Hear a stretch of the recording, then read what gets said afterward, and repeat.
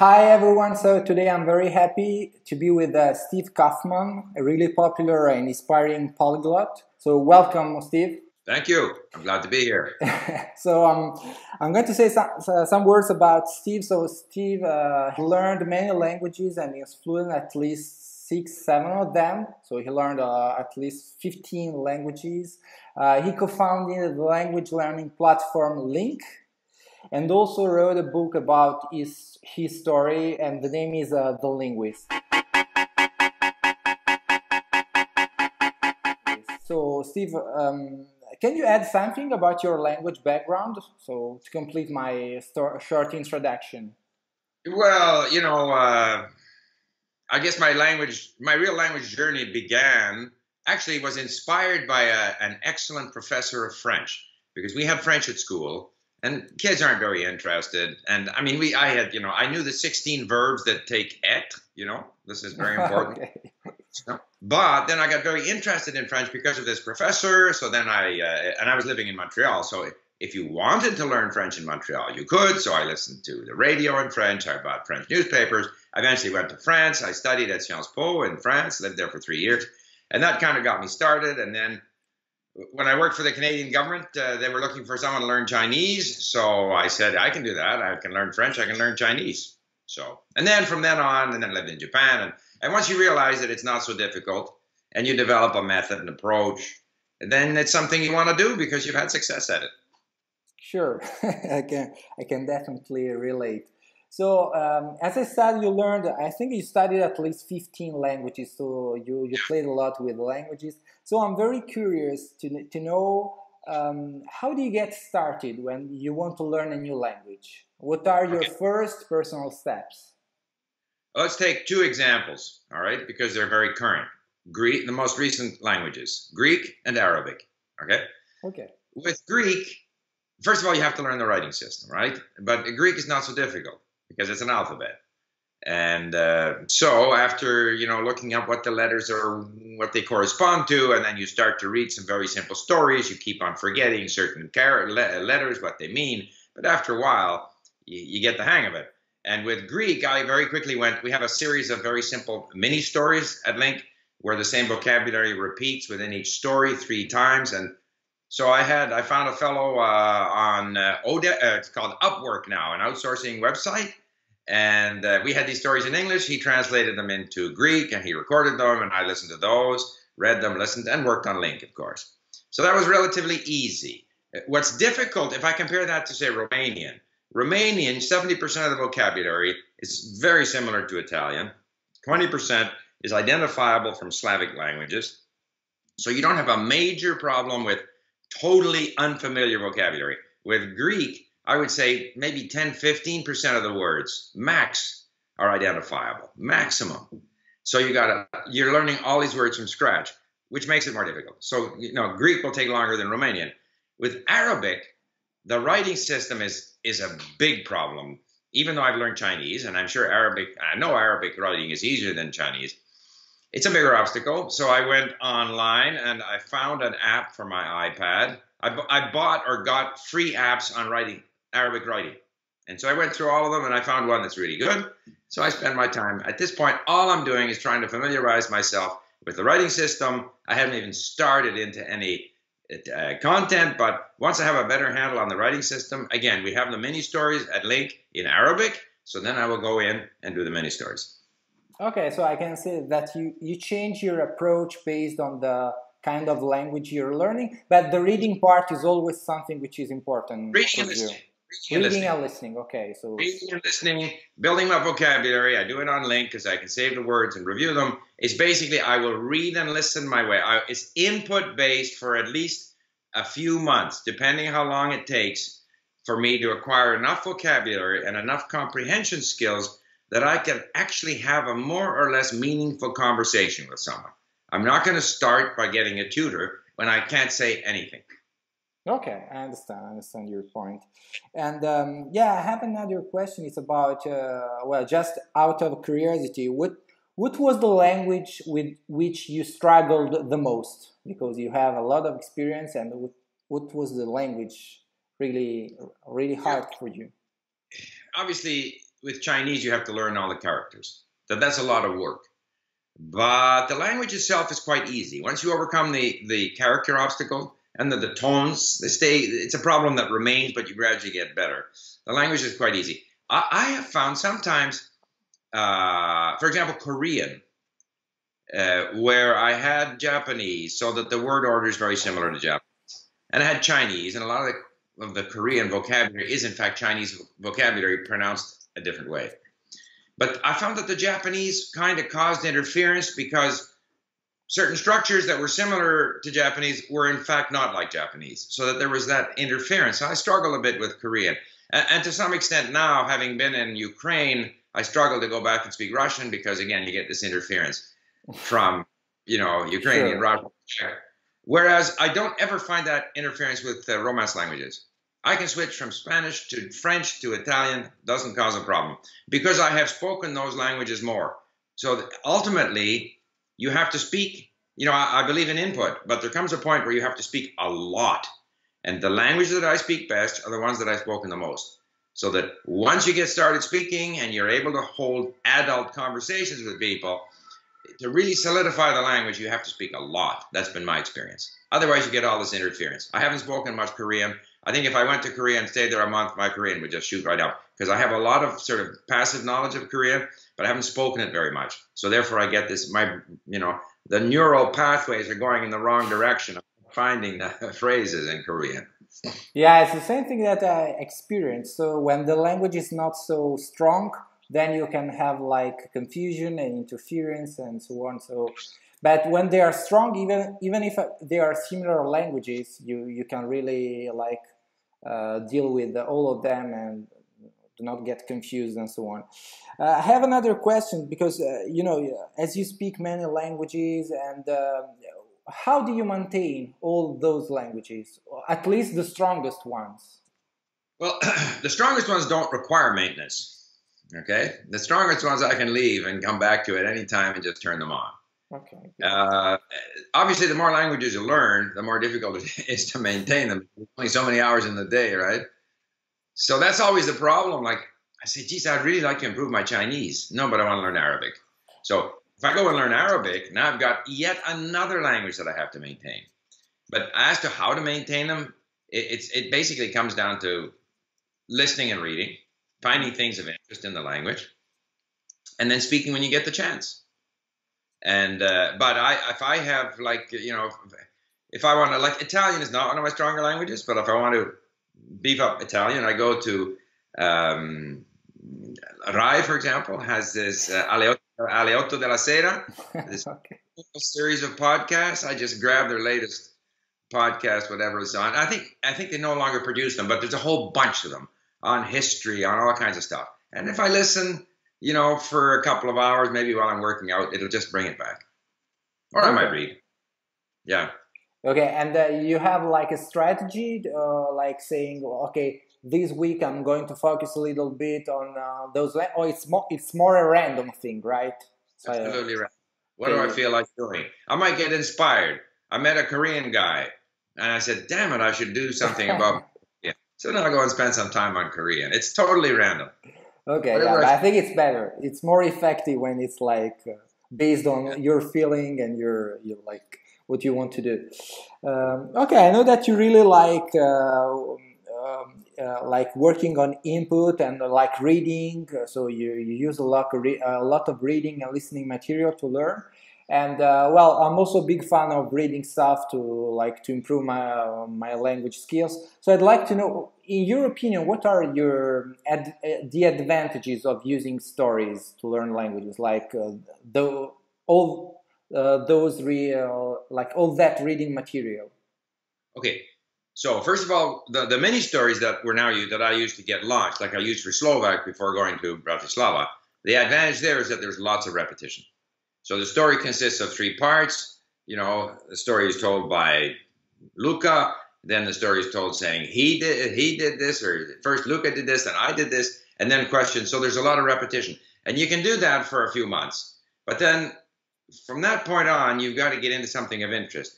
And the big advantage then of getting into something of interest is that you learn so much more than just the language. So if I take Ukrainian, I've listened to 2 audiobooks on Ukrainian history. I've read books on Ukrainian history. I've done the same for Polish.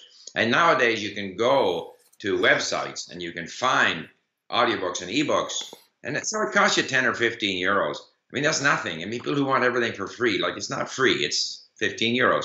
But if I get a book on Polish history and an audiobook on Polish history, that's good for a month or two. I mean, that's a lot of learning content, learning not only the language, because I import these into links, I'm saving words and phrases, but also you're learning. Now I have listened to history and read about the history of Eastern Europe in Russian and Polish and Ukrainian.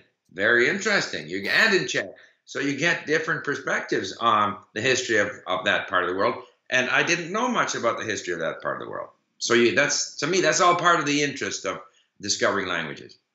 Okay, and the question, which is somehow linked to the previous one, do you have any tips for people willing to learn a language by reading, or maybe just consolidating the language, like improving their level? Well, one thing that I've started to do, and which I recommend, like I always say that in language learning, there's 3 keys. One is your attitude. How motivated are you? How confident are you? How determined are you? And do you like it? One. Second is time. It takes time. And the third is developing the ability to notice. So if you're learning another language that has things that maybe don't exist in your own language, which could be, let's say, the subjunctive in Romance languages, quite different from, say, in English, or cases in Russian. So what I do is, if I'm reading on link, I save the phrase and I tag it. This is the genitive case. And just the act of saving it, tagging it, helps me. And then I can go to my vocab section and I can review lots of examples of the genitive case in a phrase. If you're not using link and you're reading, but you're aware that certain things cause you problem, underline. Like, you have to get the brain to notice. So you have stop. What case is this? The genitive case. Underline it. Even if I was reading a Ukrainian book, I mark up the book in pencil. G, genitive. G. I know it's genitive, but just to remind myself, this is genitive, this is instrumental, this is something else. So you're forcing the brain to notice. Stop and notice. Because there's all kinds of stuff that we don't notice. And you can't learn what you don't notice. Like, it starts with noticing. You may learn, forget, but at some point you have to notice. And so I think for people who are into input-based learning, they should try different things that help them notice. Okay, so it's also a way to learn grammar for you, I guess. No? Grammar structures and... Yeah, and I should add that, I sometimes say, it's not that I don't study grammar. I do study grammar. I look at grammar, have leaf through it, like with Greek, get some sense.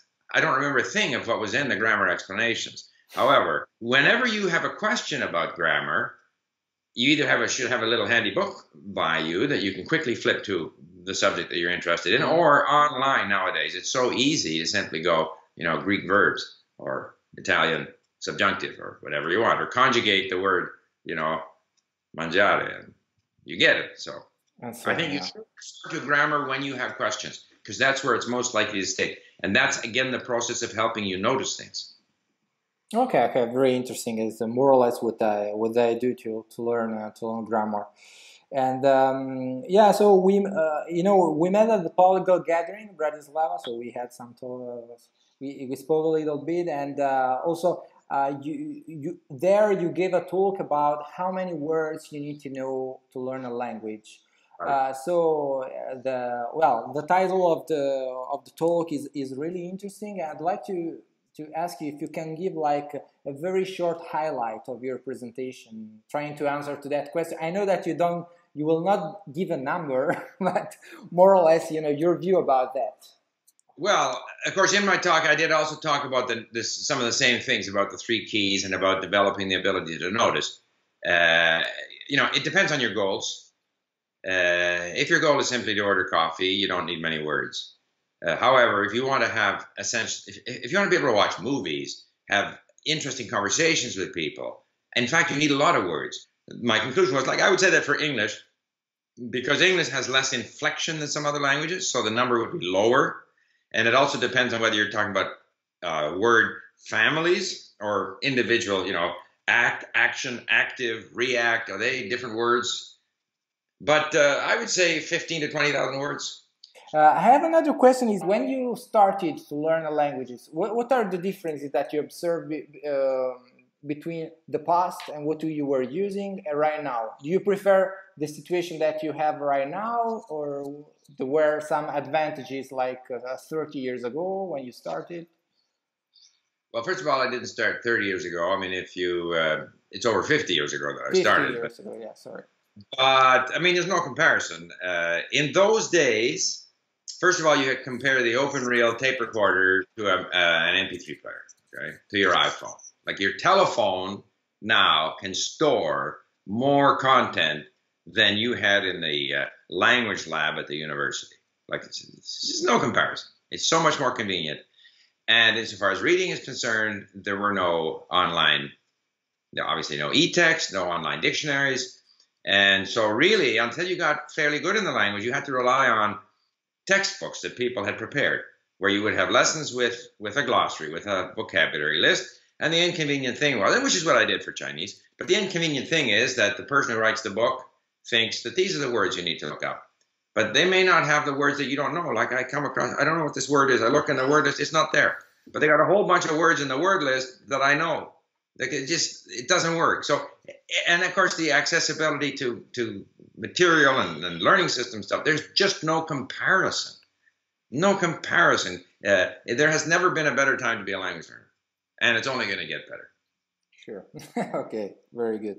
So I think it's motivating for people starting right now. Okay, we already talked a little bit about your strategy to learn grammar. I don't know if you want to add something. So do you have some active learning of grammar, like studying rules and so on, or it's always... Yeah, of course, you can't avoid the rules. You can't avoid the rules. But you have to be realistic.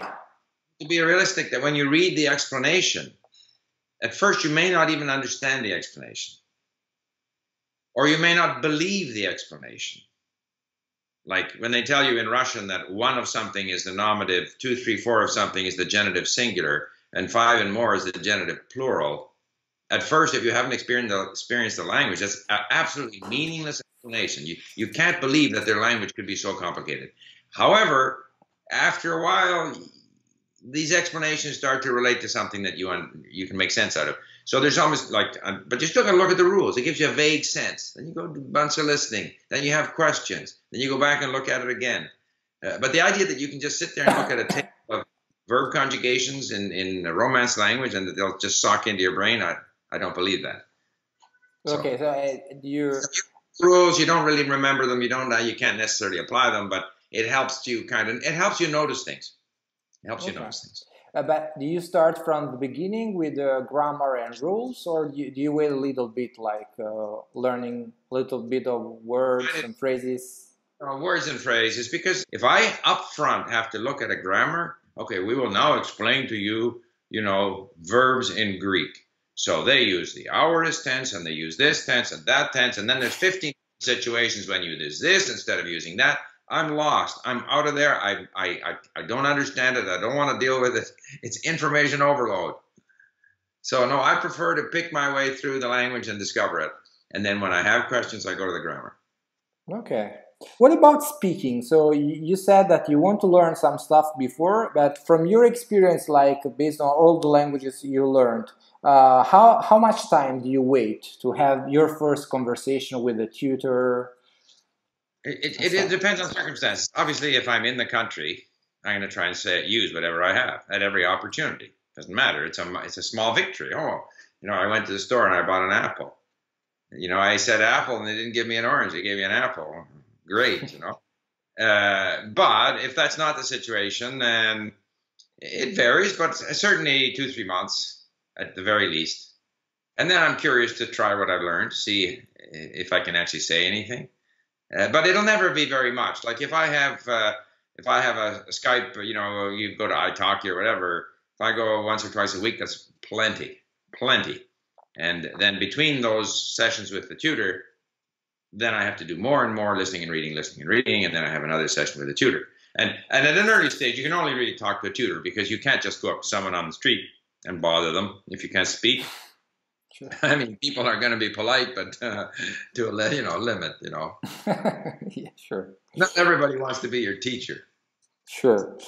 Okay, and what you would suggest to people who are like postponing that moment of like having the first conversation because they're afraid of speaking? Have you experienced that fear, first of all, and how do you think a person could overcome that barrier? I have no fear of speaking. I just don't like to be in an unpleasant situation where I constantly have to ask, beg your pardon, like where I don't understand what the other person is saying. And the disadvantage with Skype is that often the connection is not ideal. And so if I don't understand what the person is saying, you've got a very sweaty 30 minutes of trying to have a conversation. It's no fun. It's not that I'm afraid of it. I just don't enjoy it. Insofar as fear, I mean, I don't think that's another reason why I wait, because I don't want to be put in a situation where I'm a burden on someone else. So when I feel a somewhat, and again, if you have a tutor where they're being paid, so not a problem. Fear, like once you're able to say a few things, most people are not judgmental. Most people, in fact, are encouraging. If you are actually managing to communicate, people are going to communicate with you. I don't understand this fear thing. If you are afraid of being, of sounding less than brilliant because you think you sound brilliant in your own language and you're going to sound like a child in some other language, if that's your concern, then don't learn languages. If you're that comfortable, stay in your own language, then you'll be fine. Anytime you go into a foreign language, you're going to be made to sound not so intelligent. You're going to struggle to find words. You're going to be performing less well than you do in your own language by definition. That's it. Yeah, the last question is about when you read. Some people say, okay, if I read a lot at the beginning, maybe I can acquire a bad pronunciation, bad habits, and so on. So I would like to know, how do you link like the reading part to the speaking part to be sure that when you know a word, when you memorize some vocabulary, you also get the pronunciation. Is with the listening activities that you're doing? Yeah, I mean, I do a lot of listening, and I find that I have to do both. If I just hear the word, I just have a lot of trouble remembering it. I find that the visual image in my mind of a word is actually the written word. Like if I hear if the French word for red is rouge, then the image in my mind is Rouge. It's not the color red. And so I need the word in order to help remember the word. And I try to associate the pronunciation with the writing. And I soon recognize, for example, that in Portuguese, there's a lot of vowels that they don't pronounce. Or in Russian, it's quite different from Spanish. And so you may not notice those things, but if you're a Spanish speaker and you're listening to Portuguese, and it's surprising the number of Spanish people who make no effort to notice that Portuguese, in fact, is pronounced quite differently than Spanish. You have to be alert. You have to notice these things.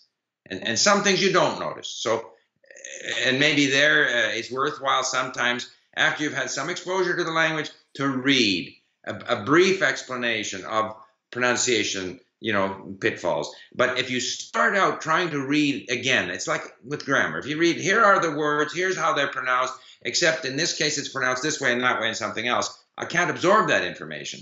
But if I have already had significant experience in listening, and there are certain things that I haven't noticed, that in Portuguese they in fact drop these vowels and stuff.